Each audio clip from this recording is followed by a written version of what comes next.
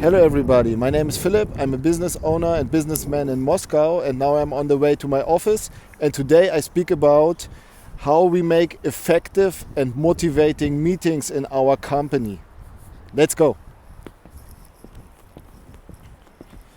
Yeah, when we speak about meetings, we speak about corporate communication. We speak about internal corporate communication, and yeah, we can just start with the question, why to make internal corporate communication. I always imagine the company like a big business process which consists of other business processes, and the main business processes in a company are management, service provision, marketing, sales, finance, human resources, and then there are some other business processes which support these business processes. For example, IT, support, administration, management of documentation. And communication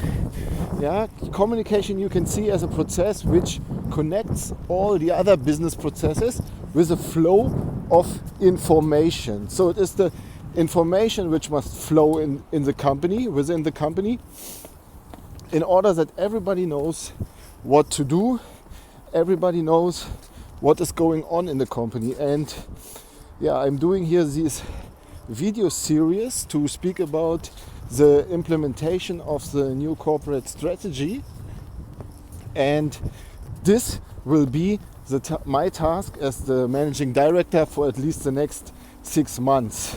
So how do we use meetings in order to make the information flow? How do we use meetings that everybody knows about this new corporate strategy, and what he has to do in order to support this? Yeah, it is about meetings.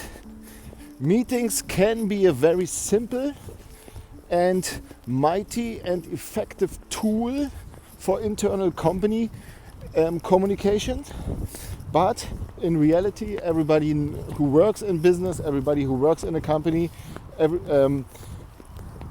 knows that meetings can also waste a lot of time, or you can also waste a lot of time with meetings, especially when meetings are too long and when meetings do not have a clear aim, result, goal.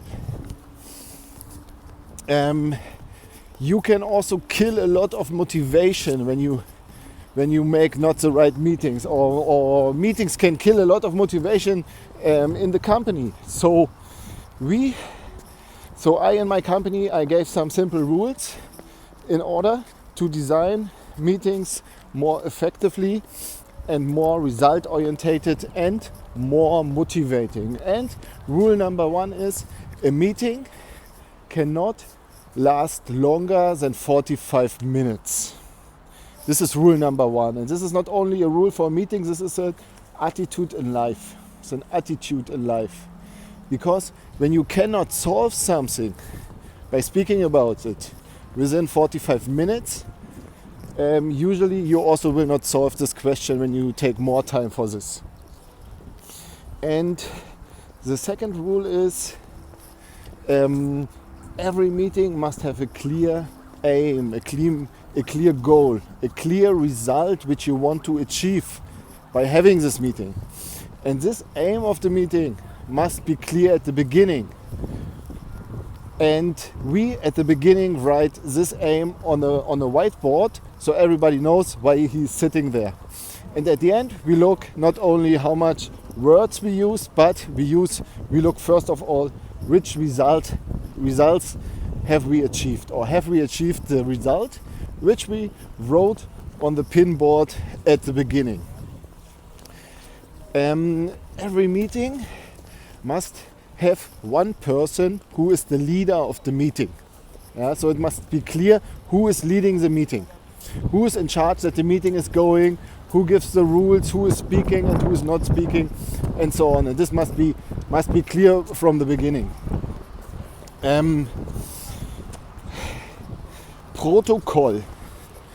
Question. Protocol. Question number 1, decision number 1, does the meeting need a protocol? Yeah, think about it. Not every meeting needs a protocol. By the way, we are going here on our way to the office. We are going here via the Red Square. We are now passing the Red Square here in the center of Moscow. And I will give you a picture of this. Wait a second. So here you see the picture of the Red Square.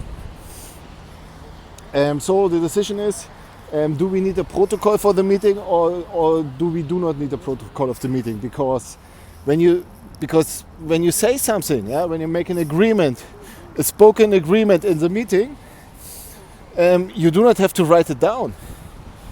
Not always. When you give your word counts. When you make an agreement, a spoken agreement, the word counts and the agreement counts even without writing it down. This is a matter of understanding and of corporate culture. And in our company, one of our corporate principles is that when we agree something, we will fulfill the agreement. A spoken word or written word, no question. So, question number one, do we need a written protocol? When we need it, the rule is that we write the protocol within the meeting and that we read out the protocol at the end of the meeting, that everybody attending the meeting can listen and give comment and, if necessary, changes. We do not send the protocol, we do not start to agree, to confirm and so on with the protocol after the meeting, because the process of the meeting must be finished. The result is there, and this makes everything much faster. And there is a special form of meeting which I introduced, and we call it the brief management morning meeting. And this means that either every morning, either 3 times a week, we come together, online, offline combination, because today is clear, everything must be organized offline and online.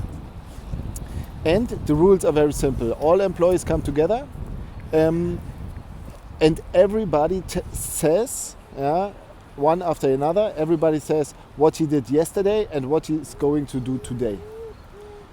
Within very short, very brief, within maximum 1 minute, 1.5 minutes per attendee, per employee. And when you have 10 employees, you are through within 10 minutes and everybody knows what the other are doing. The rule is, during this, when everybody tells what he did yesterday and what he's going to do today, then there are no questions and no comments. Questions and comments will come later and can come later.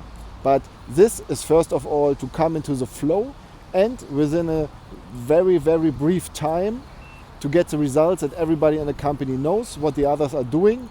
And then, for example, when somebody sees that or hears that a colleague is working on a project, when I, for example, hear that a colleague of mine, an employee of mine is working on a project which is important for me, which is important that I will speak with this employee about this, then I can make a face-to-face meeting afterwards.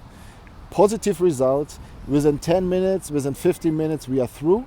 We have the flow of information, we have a good start into the day, a motivating start and a good basis to continue.